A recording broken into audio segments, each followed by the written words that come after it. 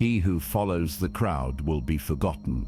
Nietzsche's words cut like a blade through silence.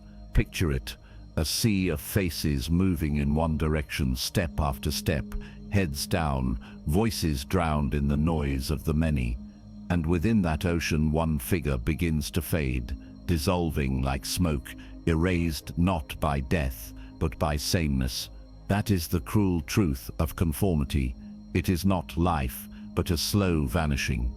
You may think you are making choices, but how many of them are yours? The shoes you buy, the music you post, the words you use. How much is borrowed from the herd?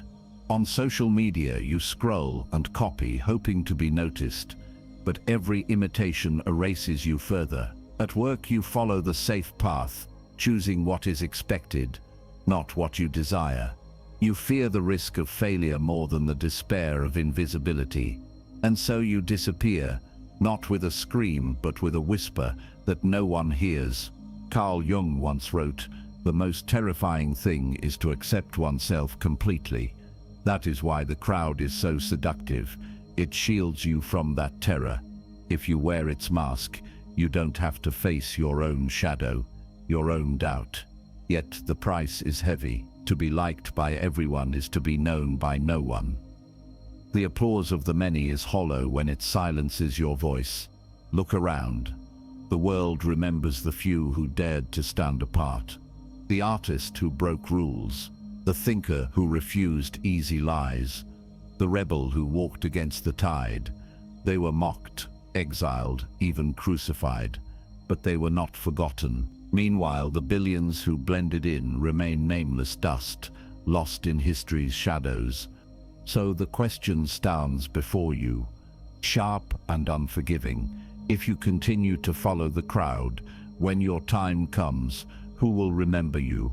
Or will your life dissolve into the faceless mass, another echo swallowed by silence? Better to be alone and eternal than surrounded and erased. Man cannot endure his own littledom unless he can be absorbed in a goal greater than himself. Nietzsche's warning cuts deeper when you realize what most people choose as that greater thing, the crowd. You think it offers safety, you think it offers love, but what it really offers is a prison made of illusions. The first illusion is comfort. You tell yourself that if you walk with the herd, you will be protected. In school, you hid your strangeness to fit in. At work, you silence your ideas to avoid conflict. On social media, you copy what others post, afraid of being ignored. The crowd whispers, "Stay with us, and you'll never be rejected." Yet this comfort is a lie. It is the comfort of chains, warm, familiar, but suffocating. Jung wrote, "The most terrifying thing is to accept oneself completely, and so you hide in the crowd's shadow, because being seen feels more dangerous than being invisible. But deep down you know safety bought with silence is not safety at all." The second illusion is love. You crave belonging, so you mold yourself into what the group admires. You laugh when they laugh, dress as they dress, speak as they speak, and for a while you are praised. But the moment you falter, the moment you step out of line, their affection evaporates. The same people who cheered for you turn cold, because their love was never love, it was approval, and approval is temporary. Imagine the office worker who lived for corporate applause, only to be discarded when profits dropped, or the influencer adored online, but forgotten when the algorithm changed.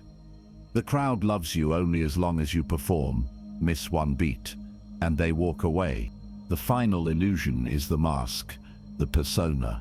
Jung described it as a kind of mask, designed on the one hand to make a definite impression upon others, and on the other to conceal the true nature of the individual. You wear it because you think it keeps you safe, but every mask cracks. The longer you wear it, the heavier it becomes, until it suffocates you. You smile while you ache inside. You play the role while your real self withers. And when the mask finally shatters, you are left with a terrifying emptiness. You don't know who you are because you were never allowed to be. This is the tragedy of the illusions: comfort that weakens, love that abandons, a mask that collapses, and yet most continue to cling to them, fearing the loneliness of standing apart. But here lies the truth. The loneliness of authenticity is far gentler than the despair of being forgotten in the crowd. Better to be real and rejected than false and adored. Until you make the unconscious conscious, it will direct your life and you will call it fate. Jung's warning is merciless because it reveals the truth. You are not as free as you think. You believe you choose your path, but often it is not a choice at all. It is the invisible hand of old wounds, steering you into the crowd, whispering to you in the silence of your own shadow. Think back to childhood. The first time you were laughed at for speaking your mind, the moment you were abandoned when you showed too much emotion, the day someone you loved turned cold, teaching you that rejection comes when you reveal your true self. Those moments left marks. They didn't vanish as you grew older. They sank into the unconscious, becoming the shadow. And now, every decision you make bends toward safety, away from exposure. You think you are choosing a job, a partner, a group of friends, but beneath the surface, it is the wound choosing for you. Imagine the mechanism. Shame becomes a voice that says, "Don't stand out, you'll only be hurt again." Fear becomes a chain pulling you back whenever you dream of something bold. The shadow does not shout. It whispers in tones so familiar you mistake them for your own thoughts. You tell yourself, "I'm being practical." You convince yourself, "I'm making the responsible choice." But in truth, it is not practicality. It is pain disguised as reason. It is not responsibility. It is fear dressed as maturity. The shadow moves quietly, but it rules with iron. Picture a man who once dreamed of painting. As a child, his colors lit the page like fire, but his father frowned and told him, "Artists starve." His mother said, "Be sensible, do something respectable." And so he did. He studied accounting. He wore the suit. He sat in the office with its gray walls and fluorescent lights. Decades passed, and the brush never touched canvas again. He was praised for his discipline, admired for his stability, but inside he withered. His life was safe. Yes, but it was not his. One day, he looked in the mirror and saw a stranger. He had obeyed his wounds, and in return, they erased him. This is the tragedy of the crowd. Most who join it do so not out of love for sameness, but out of fear of rejection. They confuse obedience with choice. They confuse silence with peace. But the shadow always knows the truth. Jung wrote, "Beneath the social mask we wear, there lies a hidden shadow. That shadow is not evil. It is simply the truth you refuse to face. And until you turn toward it, your wounds will keep choosing for you." So the question burns. How much of your life is truly yours, and how much has been written by old wounds you never healed? The crowd feels safe, but it is not freedom. It is the cage built by your shadow. Your wounds do not decide your destiny unless you let them. When an inner situation is not made conscious, it happens outside, as fate. Jung's words echo like thunder, because this is where the mask finally shatters. You can wear it for years, decades even, but there always comes a breaking point. The collapse is slow at first. A whisper of emptiness, a strange hollowness when the applause doesn't satisfy anymore. But then it comes like a storm, tearing through everything you thought was stable. Depression, anxiety, burnout, despair, these are not random curses. They are the soul's rebellion against the false life you've been living. Think of the midlife crisis. It is not simply about age. It is the moment when the life you built out of obedience no longer feeds you. The successful career, the stable marriage, the polished reputation, suddenly they feel like cages. Burnout creeps in, not just from overwork but from the suffocating weight of living as someone you are not. Failed relationships emerge because a bond built on a mask cannot last. You wake one morning and wonder, who am I really? And why have I betrayed myself for so long? That question is terrifying because it means your old life was never truly yours. This collapse is what Jung called the individuation crisis, the soul revolting against borrowed identities. The persona, the mask, begins to crack. The smile feels forced. The achievements feel meaningless. The silence inside grows louder each day. It feels like death, because in a way it is. The false self is dying. The self that belonged to the crowd cannot survive forever, and in that death, you are left in pieces. Identity fragments scatter across the floor like broken glass. You are forced to face the truth you've avoided. The person you became was never the person you were meant to be. Picture a woman who lived for approval. She was admired, elegant, and always perfect. At parties, she dazzled. On social media, she shined. Friends envied her life, colleagues praised her charm. But when the applause faded, when the crowd went home, she sat alone in silence. The laughter felt empty. The admiration felt shallow, and her soul whispered, "This is not who you are." But she had worn the mask so long, she no longer knew what lay beneath it. One night she broke down. Tears poured, not just for her pain, but for the years she had lost playing a role. The collapse stripped her of everything, but it also revealed the truth. Without the mask, she was nothing yet, but nothing real is better than something false. This collapse is brutal, but it is not cruelty, it is a necessity. The storm comes not to destroy you, but to force you to rebuild. And though the collapse feels like death, it is the first breath of your true life. When the mask falls, the soul can finally speak. The privilege of a lifetime is to become who you truly are. Jung's words burn with clarity because they expose the cruelest truth.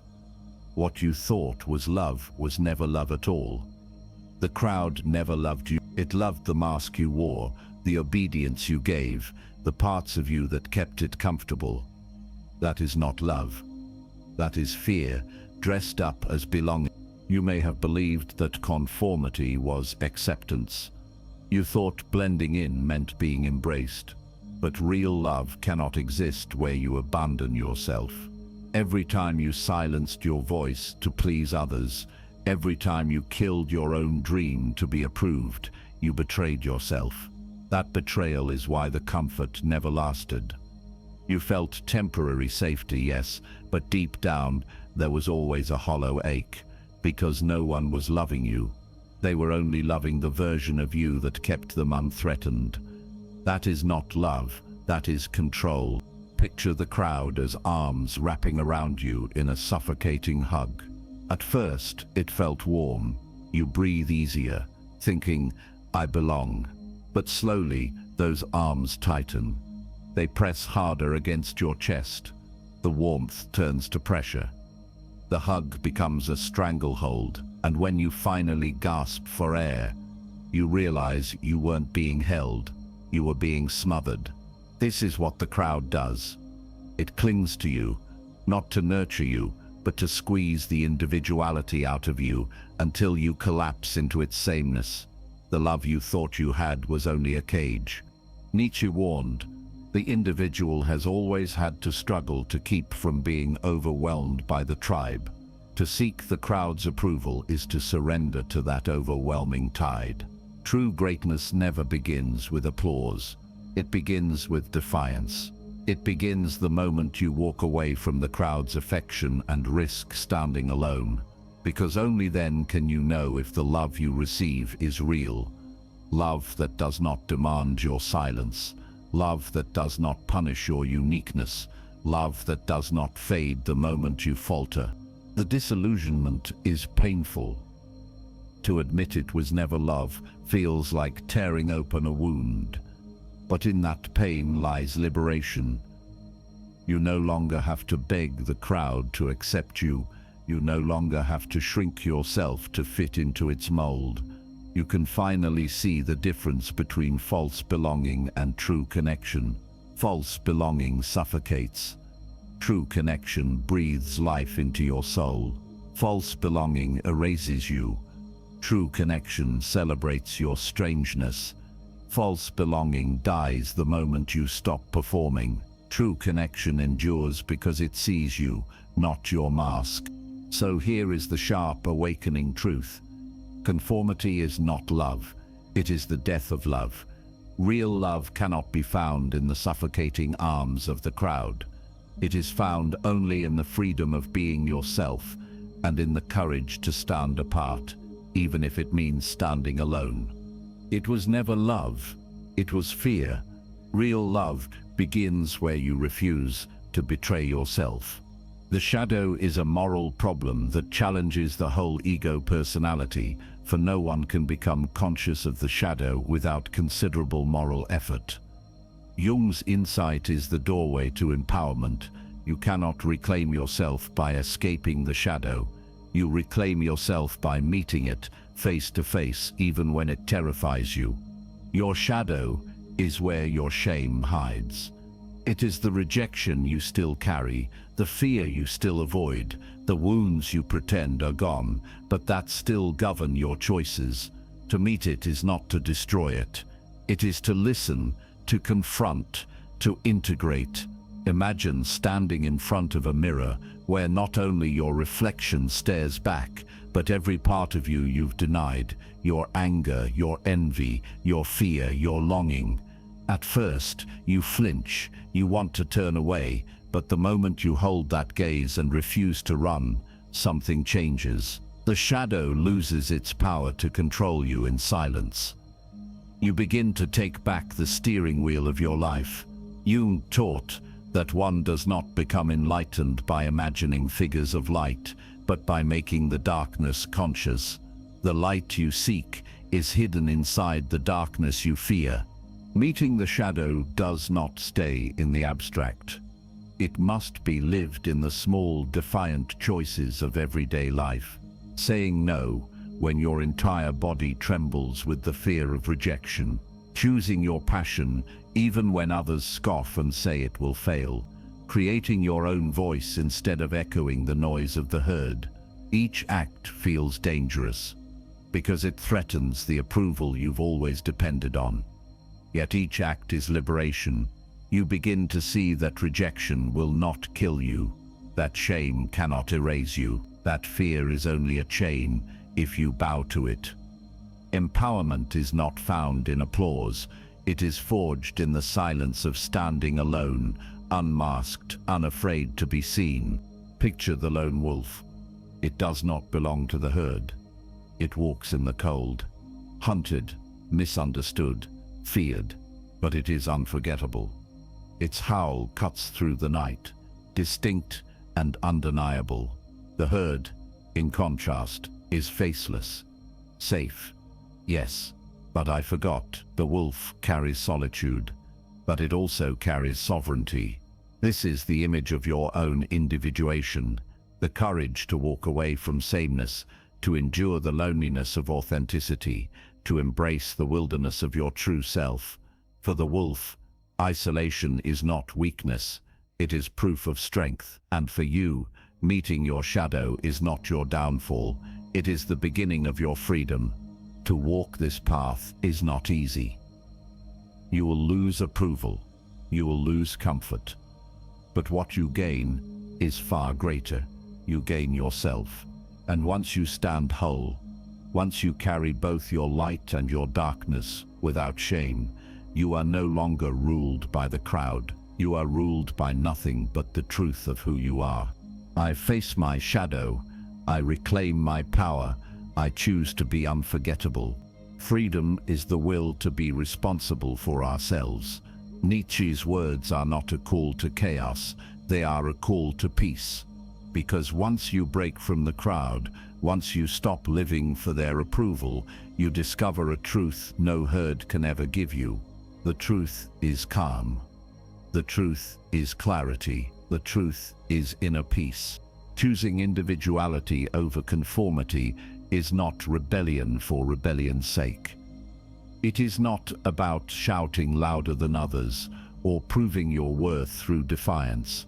It is about finally laying down the exhausting war of pretending. When you stop chasing the approval of the masses, you stop fighting against yourself. The endless noise, the comparisons, the pressure, they dissolve, and what remains is silence. But not the silence of emptiness.